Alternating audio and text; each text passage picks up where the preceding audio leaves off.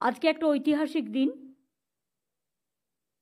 এবং রাজ্য সরকার তার সীমিত ক্ষমতা সত্ত্বেও নিজের টাকা থেকে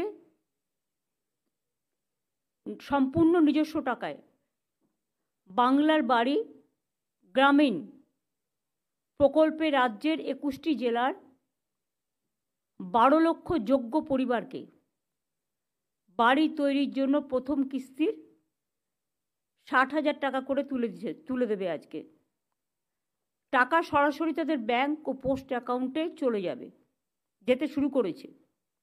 এখান থেকেও কয়েকজনের হাতে আমি অনুমোদনপত্র তুলে দেব। আমি তাদের সকলকে আমাদের অভিনন্দন জানাই। 60,000 করে দুবার 1,20,000 টাকা করে দেওয়া হবে। তার জন্য আমাদের খরচা পড়বে 14,773 কোটি টাকা।